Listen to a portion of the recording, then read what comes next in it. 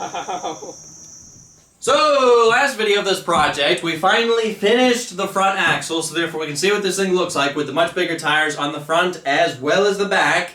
And I gotta say, this thing looks 1,000 times better. I should have done bigger 32-inch tires originally, but our drivetrain just was not strong enough. So, now, there's still a couple other things we need to do to this, including I want to change the gearing to be a little bit faster. I kind of want to redo this tubing right here to have it a little bit higher, as well as we need to finish the wiring, because I kind of never finished it. I more just zip tied it to the side of the engine and kind of like, well, it's running, but I still need to build the wiring box. So that's only been temporary, so we need to finish that, as well as figure out the rear bump stops. We need to install the power steering. We need to reinstall the brakes, because I actually haven't done that yet. This thing doesn't have brakes right now, so, as well as probably a couple other things I'm forgetting, but I think first thing let's work on is reinstalling the brakes on this thing.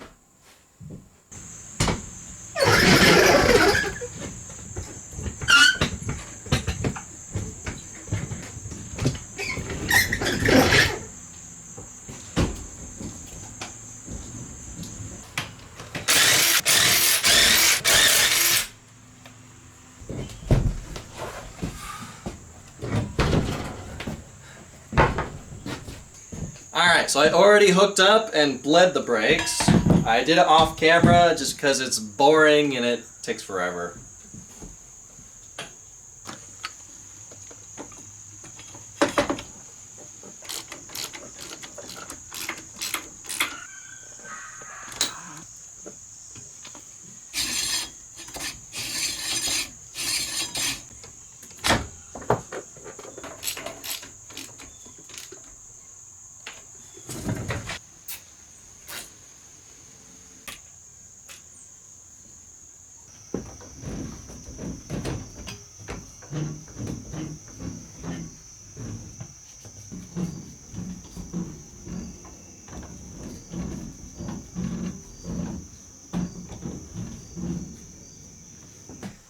Alright, I do not want to say how many hours I've been working on the front brakes, trying to just get them to work. Now, they're kind of working. I mean, it does stop the tires, but they don't want to build pressure. I've bled all the air out of the system, but yet the brake pedal still just goes to the floor. And I mean, brakes are not supposed to be that soft. So I can't seem to figure it out, can't seem to get it to work. I've had issues like this in the past with these super cheap eBay master cylinders where they just don't want to work, don't want to build pressure, and I'm kind of just tired of them. So what we're going to be doing is we're going to be replacing the 2 single cylinder master cylinders with this much bigger one that can operate both the front and the rear with just this one. So all I got to do is just change the mounts. Yeah, hopefully I can get it to work with this one.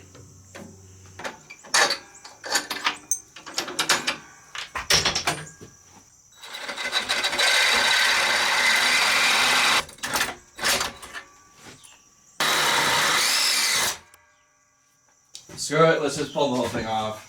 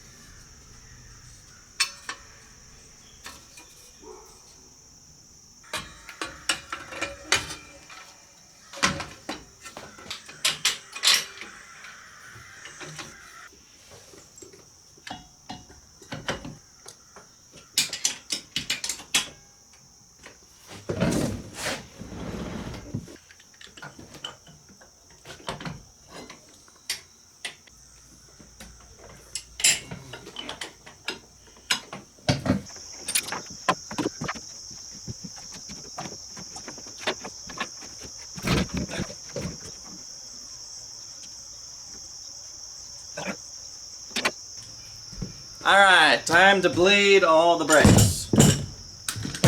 I'm not going to bother filming it because it takes hours and hours and it's boring. Alright, so I was able to bleed all the brakes. It seemed to work a lot better, so now let's just hope it actually can build pressure.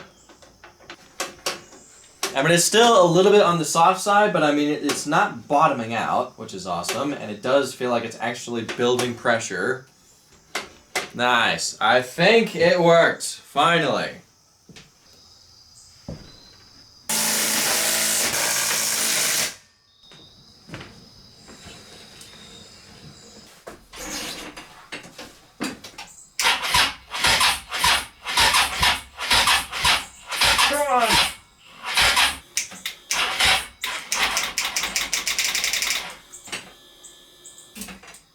Hang on, let me grab the battery charger.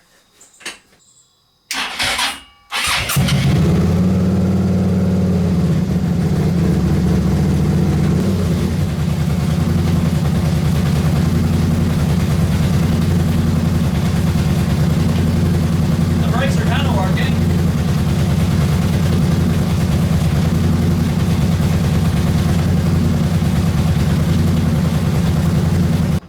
So the brakes are working. You can hear the engine bogging down when I'm hitting the brakes. They're still a little bit soft, but I mean, they're working, so I'll take it.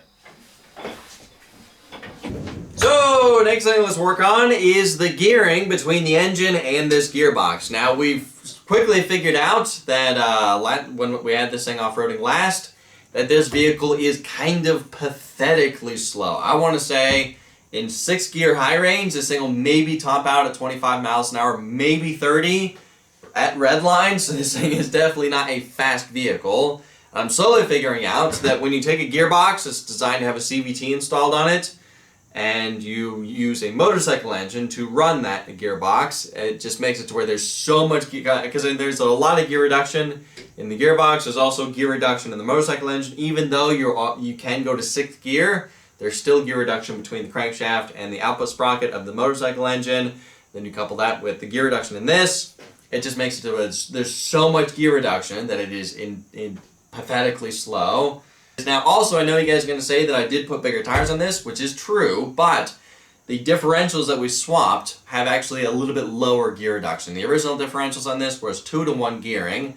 These new differentials are 3-to-1 gearing, so even though we did put bigger tires on this, with the gearing of the new differentials, that's actually just a little bit slower than the original setup. So here's what we're going to do, because I'm not looking to go super fast with this thing, I just want to make it to where it's a little bit faster, and I also want to make it to where low range is somewhat useful, because right now low range it's basically crawling, which I know this thing's a rock crawler, but I want to make it to where low range is slow and high range is a little bit fast, not high range is pathetically slow and then low range is beyond slow. So what we're going to do is basically just we have to overdrive this a little bit between the engine and this gearbox. Instead of going from a small sprocket to a big sprocket, we're going to have to go from a big sprocket to a small sprocket. Because right now, the gearing on this, the sprocket on the engine is a 17-tooth that goes to another 17-tooth on the jack shaft. The other sprocket on the jack shaft is a 18-tooth that goes to a 25-tooth. So there's even more gear reduction on there the way it is now. I'm not 100% sure exactly what sprockets I'm going to put on here to overdrive it, but I don't know. I'll kind of figure it out, and it'll hopefully make this thing just a little bit faster.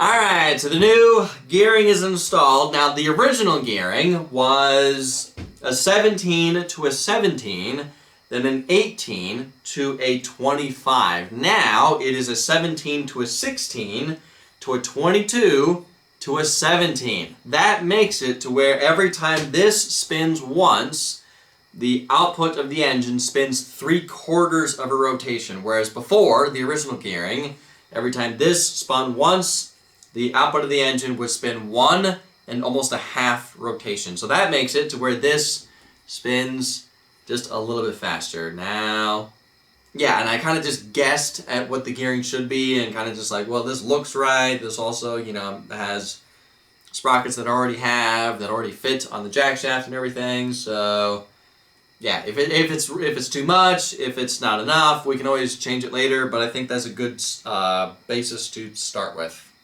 I don't know. We'll try it. We'll see if it works. Alright, so I'm kind of curious if we're going to be able to tell a difference with the gearing by how fast the tires spin up. Ideally, I'd love to drive it to figure that out, but yeah, we can't really do that right now, so hopefully it starts up. I should have charged this battery.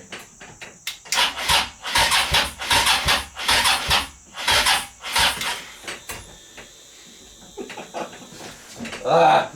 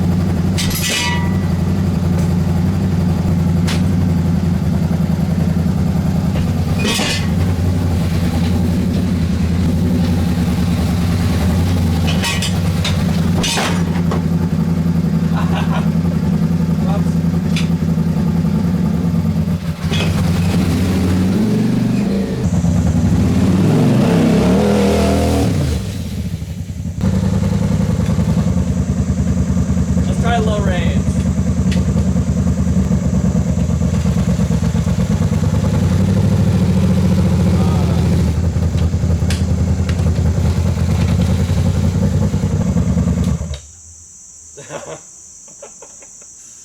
It definitely feels faster. Now, one of the last videos of this project, we did realize that when this rear axle fully flexes side to side, these tires do actually hit these bump stops, and part of me kind of wonders, do we really need bump stops on the rear of this thing? The other part of me has an idea on how to make these better, because I will admit, they're not very comfortable. They do work, it's just when they do hit, the frame hits really hard, it's a very violent impact, and it's not comfortable at all. And when you're riding for long periods of time, and the frame keeps slamming down, it just makes everything hurt. So I do have an idea on how to improve this and make it better, but for now, let's just cut them off to allow the rear axle to fully flex side to side.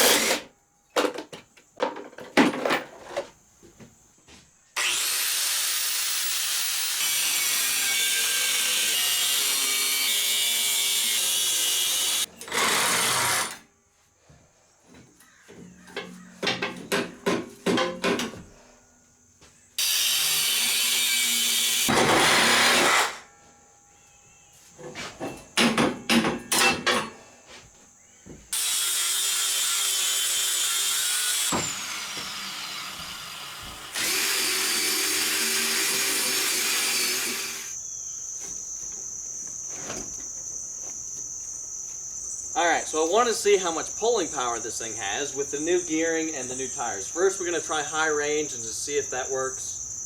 And then if that doesn't work, we'll try low range.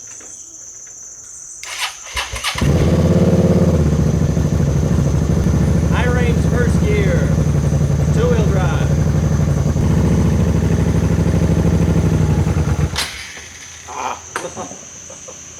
Almost. Not bad at all, actually. Let's try low range.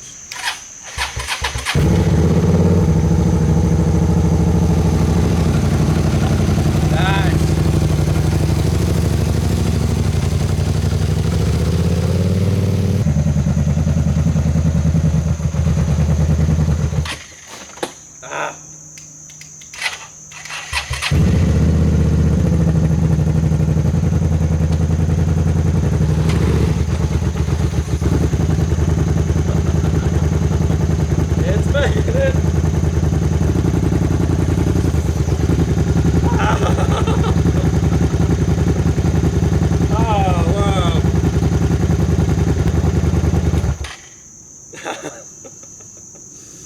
Alright, what does that look? I kind of want to see what it looks like. Nice. That is not bad. That is not bad at all. So I just noticed that this tire is touching the shock, which is, it's not great, but we're probably not going to be driving this thing while it's at this steep of an angle. So yeah, this is why I wanted 4-link suspension. You cannot get this amount of suspension flex with A-arm suspension. That's not bad.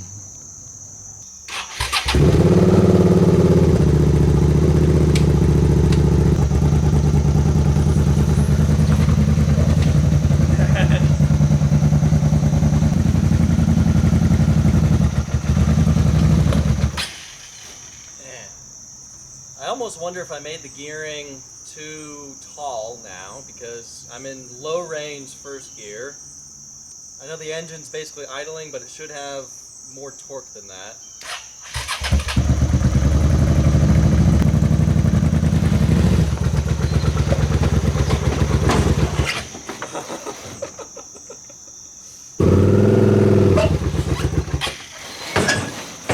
Dang it.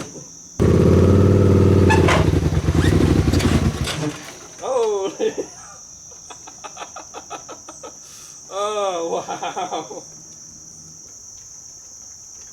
So we're not sure if this thing can rock crawl yet, but at least it can crawl somewhat on top of a go-kart frame.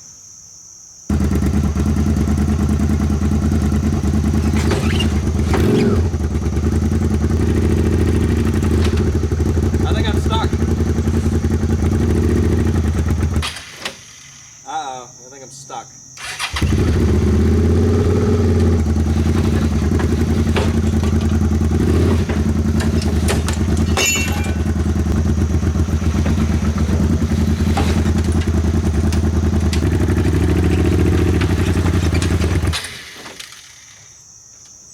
What am I stuck on?